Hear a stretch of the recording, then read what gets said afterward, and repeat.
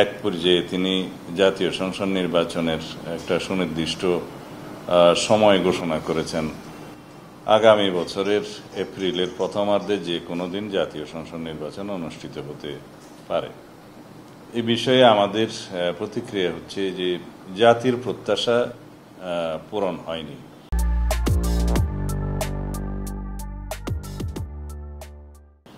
তিনি বাংলাদেশের সকল রাজনৈতিক দলের মধ্যে বিএনপি সহ আমাদের সমমনা এবং যুগপৎ আন্দোলনে যারা শরিক ছিলেন তারা সহ গণতান্ত্রিক রাজনৈতিক শক্তিসমূহের অধিকাংশ দল, 50-এরও অধিক দল ডিসেম্বরের মধ্যেই নির্বাচনের দাবি জানিয়ে আসছিলেন দীর্ঘদিন থেকে।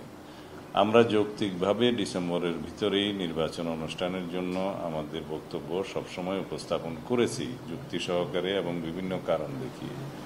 কিন্তু তিনি সেই বিষয়টি আমলে না নিয়ে এমন একটি সময়ে নির্বাচনের সময় ঘোষণা করেছেন, যেই সময় বলতে গেলে বাংলাদেশের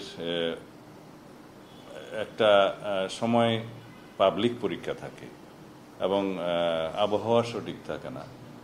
আর আমাদের জানা মতে ফেব্রুয়ারির 16, 17 অথবা 18 তারিখের দিকে পবিত্র রমজান মাস শুরু হবে।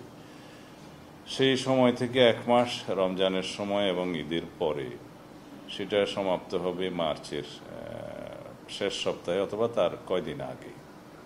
তাহলে এপ্রিলের প্রথমার্ধে যদি নির্বাচন অনুষ্ঠান করতে হয়, তাহলে 45 দিন যে সময়সীমা লাগে তফসিল ঘোষণার পর থেকে নির্বাচন অনুষ্ঠান পর্যন্ত, সেটা রমজানের মধ্যেই তাহলে ক্যাম্পেইন করতে হবে। এটা একটা অযৌক্তিক ধারণা। দ্বিতীয় হচ্ছে পাবলিক পরীক্ষাসমূহ আমাদের দেশে এসএসসি এগুলো সেই সময় হয় এবং ওই সময় আবহাওয়া সঠিক থাকে না। এই সার্বিক বিবেচনায় খুব বেশি উনি যদি দেরি করতে চাইলে ডিসেম্বরের পরে জানুয়ারির মধ্যে হতে পারত, সেটা হয়তো গ্রহণযোগ্য বলে মনে হতো সবার কাছে। কিন্তু তিনি সেটা আমলে নেন নাই। উপরন্তু আরও একটি বিষয় আছে, এই আবহাওয়ার বিষয়, পাবলিক পরীক্ষার বিষয়, রমজানের বিষয়, এগুলো বাদ দিলেও একটা সরকার তার দায়িত্ব নেওয়ার পরে 1 মাসের ভিতরে তো জাতীয় বাজেট প্রণয়ন করতে পারে না। আর আমাদের অনেক বেশি প্রতিশ্রুতি আছে। অনেক বেশি বিষয় বিবেচনায় নিয়ে আমরা